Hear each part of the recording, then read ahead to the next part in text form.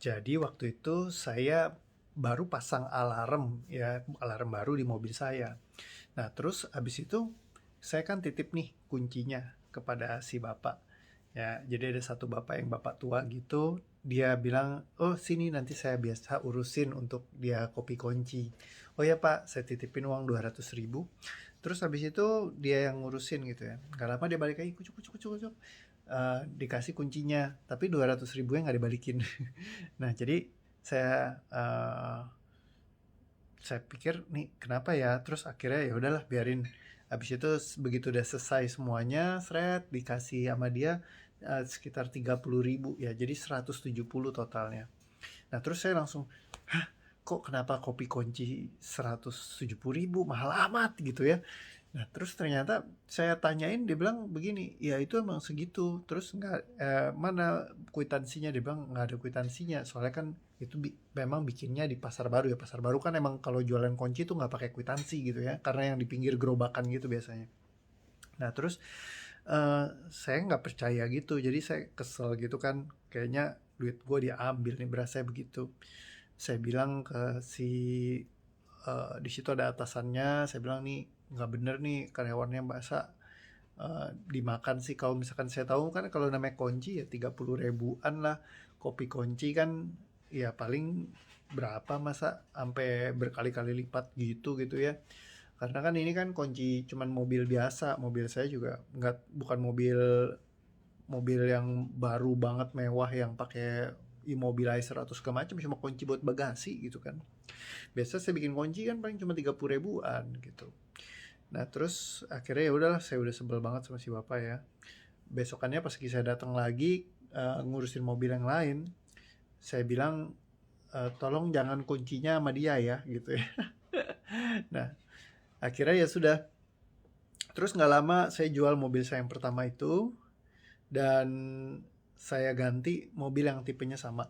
Ya, jadi waktu itu saya nyari RX-8 lagi, cuman tahunnya yang lebih muda gitu ya. Dan kilometernya jauh gitu. Jadi saya pikir nih best bargain, saya jual yang lama, saya beli yang baru. Nah, ketika saya beli yang baru, saya pasang lagi mode alarm yang berbeda karena dia ada tahun ini dikeluarin lagi upgradean baru gitu ya. Jadi saya ganti lagi. Pas sampai sana, udah dirubah semua, rombak, saya bikin kunci lagi kan.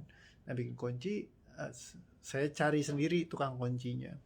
Pas sampai di sana dia bilang, "Wah, Pak, kunci Bapak ini susah karena kuncinya tipe ini yang tebelnya segini. Ini memang agak sulit carinya.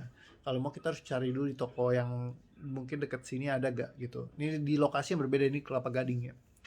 Dia bilang, "Kalau Bapak mau saya coba cariin dulu kunci kunci basisnya ada gak?" Hah, sampai susah itu. "Iya, Pak. Emang harganya berapa?" "Kalau Bapak mau yang bagus 300.000, kalau yang biasa yang bahannya nggak sebagus yang itu, harganya sekitar 150-an." Saya langsung mikir, damn, berarti emang dulu harganya segitu ya. Berarti saya nggak sengaja udah ngomong ke si bapak itu dan saya ngomel, saya marah-marah sama dia. Karena saya merasa dibohongin gitu. Nah, seringkali dalam hidup kita memang terbawa sama emosi atau perasaan kita dari masa lalu. Sehingga kita tertrigger, jadi emosi itu yang muncul, sehingga kita jadi marah-marah, kita jadi yang nggak bisa duduk dulu, mungkin tanya yang benar, cek dulu harganya gitu ya. Dan kita main langsung tuduh aja gitu, tanpa kita sadarin. Nah, jadi penting banget dari situ saya belajar untuk kita bisa duduk untuk ngambil istilahnya informasi yang lengkap, baru kita mengambil sebuah keputusan. Ya, dan ya mungkin itu yang bisa dipelajari hari ini. Tapi juga jangan kita melabel diri kita, ya, karena kadang-kadang kita jadi kalau udah pernah bikin salah, saya sih bersalah ya waktu merasanya masih bapak itu. Tapi bukan berarti juga saya menghukum diri saya terlalu lama dengan merasa bersalah.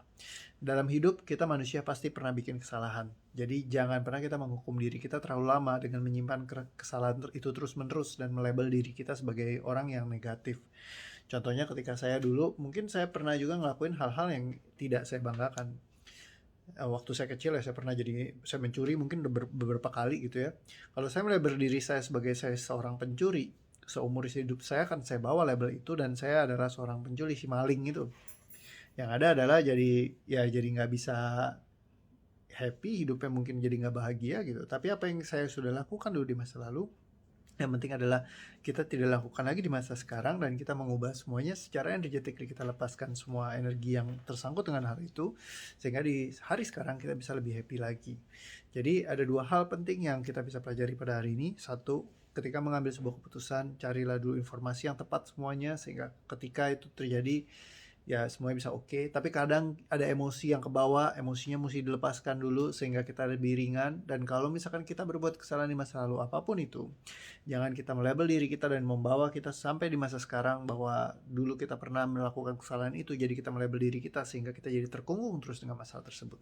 Jadi lepaskanlah semua sehingga hidup kita bisa lebih happy, lebih asik lagi, lebih bahagia lagi, dan lebih seru lagi. Oke, thank you udah dengerin video ini. Hopefully belajar sesuatu dari video kali ini. Terima kasih. Saya masih belajar untuk ngekompres lagi pembicaraan saya biar lebih cepat.